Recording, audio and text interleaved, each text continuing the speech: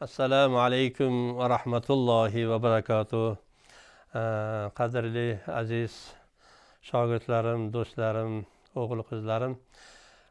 Endi bu hadisi Ka'b ibn Malik tugadilar. Xudoga ming marta shukr.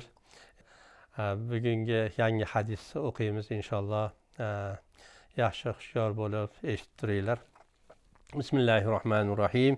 An abi نجيد بضم النون وفتح الجيم عمران بن حسين الخزاعي رضي الله عنهما أن امرأة من جحينة أتت رسول الله صلى الله عليه وسلم وهي خبلى من الزنا. Bu sahoba Payg'ambarimiz Muhammad Mustafa sallallohu alayhi vasallamdan hikoya qilib go'yo aytadilarki, man ko'p Juhayna qabilasidan bir xotin Payg'ambarimiz sallallohu alayhi vasallamning oldilariga keldi va u homila edi zinodan. Ya'ni zino qilib homila bo'lib Payg'ambarimiz sallallohu alayhi vasallamning oldilariga keldi. Faqolat, yana o'sha xotin aytdi: "Ya Rasululloh, ey Allohning payg'ambari, asabtu haddan faqimhu alayya." Man bir had masalan joriy qiladigan ish qilib qo'ydim, ya'ni zino qildim, mani tepamga hadni joriy qiling. Ya'ni shu dunyoda gunohlarim yuvilib Allohning oldiga ochiq yuz bilan boray. Fada'a nabiyyu sallallohu alayhi vasallam valiyaha. Uni valisini Payg'ambarimiz Muhammad Mustafa sallallohu alayhi vasallam chaqirtirdilar. Faqala ahsin ilayha. Menga yaxshilik qilgin, yomon gapirma. Zino qilgan bo'lsa qilibdi, endi yaxshi gapir. Faiza vaza'at, vaqtiki tug'di, fa'atini, keyin mani oldimga olib kelgan. Fa'ala fa'amara nabiy sallallohu alayhi vasallam fashuddat alayha siyabaha summa amara biha farujimat summa salla alayha. Payg'ambarimiz sallallohu alayhi vasallam u valisiga aytdilarki, buni yaxshi qaragin, keyin bolasini tuqqandan keyin mani oldimga olib keldi. Xuddi shunday qildi. U odam masalan u xotin tuqqandan keyin valisi u xotinni yetalab yana olib keldi. Payg'ambarimiz sallallohu alayhi vasallam amr qildilarki, buni hamma yo'g'ini yaxshilab baylanglar.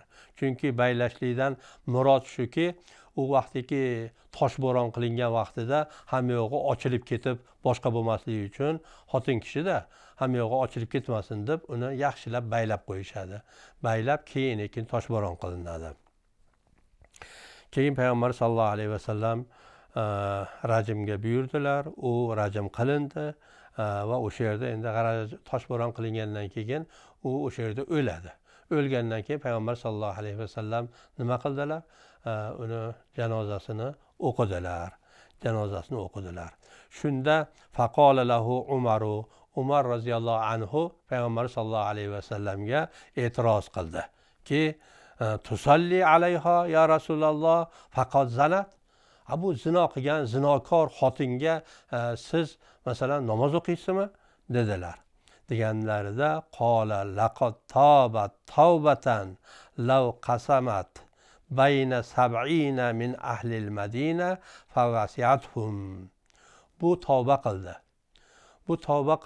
Agar shu tavbasini 70 ta gunohkorga shu taqsim qilganimizda Madina ahlidan ularga ham yetib borgan bo'lardi. Shunchalik tavba qildi bu. Va hal vajadta afzala min anjadat bi nafsiha lillahi azza va jalla. Allohni yo'lida Alloh uchun o'zini jonini fido qilguvchi bunaqa xotinni sen ko'rganmisan avval? O'zi keldi. Uni birov majbur qilgan emas. O'zi meni go'yo gunohdan poklab qo'ying, mana shu gunoh menga sodir bo'ldi deb keldi.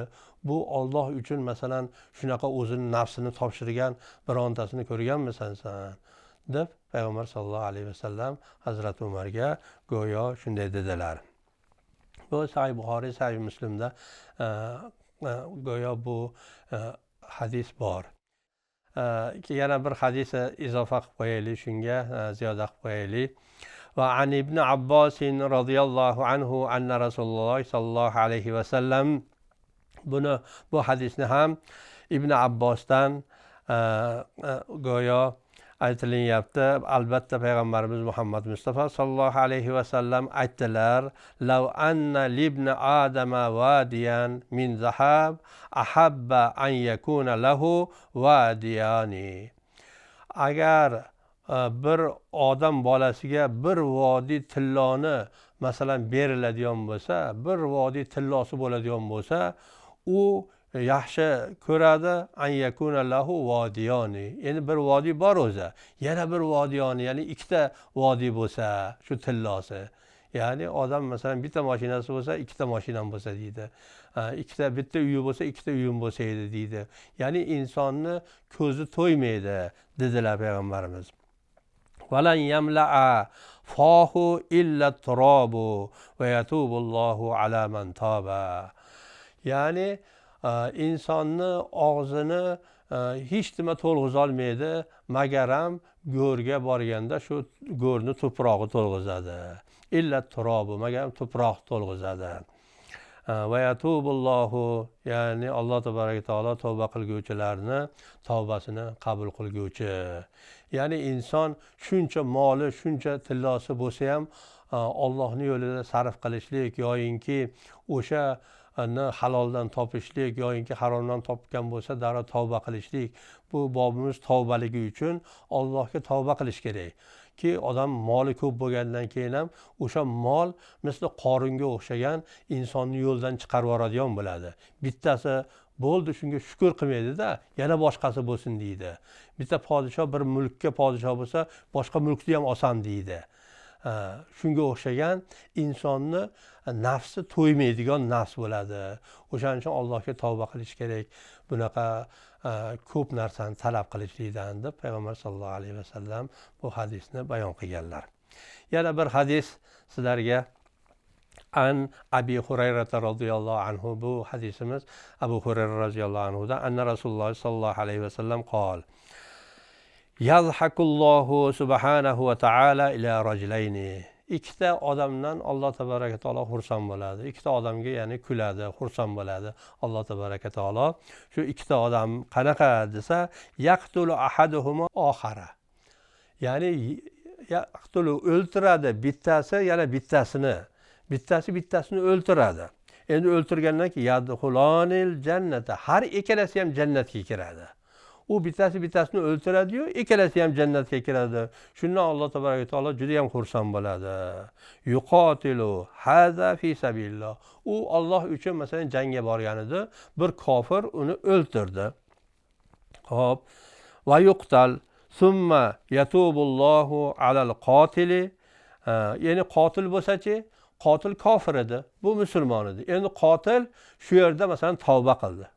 Allohga tavba qildi va musulmon bo'ldi. La ilaha illalloh Muhammad rasululloh dedi. Va yastashhidu, va shu yerda jang qilib yana shahid bo'ldi. Ham qotil, ham maqtul, har ikkalasi ham jannatga kirdi. Go'yo Alloh tabaraka taolo bu ne'matki bir kofir hech amal qilmasdan go'yo tavba qildi-yu, la ilaha illalloh Muhammad rasululloh deb musulmon bo'ldi-yu, jihad qildi, shahid bo'ldi. Har ikkalasi ham jannatga kirdi. Buning uchun Alloh tabaraka taolo xursand bo'ladi. Shuning uchun Alloh taolo inson bilmaydi qanday nima bo'lishini. Doiman inson tavba qilishlikka tayyor turish kerak. Alloh tabaraka taolo shu yoshgacha masalan kofir edi, bir musulmonni ham o'ltirdi, lekin qismatida Alloh tabaraka taolo uni musulmonlik masalan shahodatini kalimani Alloh nasib qildi. La ilaha illalloh Muhammad rasululloh deb bu shahodatni aytgandan keyin jihodga kirdi-yu, shahid bo'ldi. Har ikkalasi ham Alloh tabaraka taolo jannatdan joy berdi. Alloh tabaraka taolo hammamizni ham mana shu shahid bo'lgan sahobalarga o'xshagan Alloh tabaraka taolo hammamizga ham shahodatni nasib qilsin. Va oxiri da'vona anil hamdulillahi robbil alamin. Assalomu alaykum va rahmatullohi va barakatuh.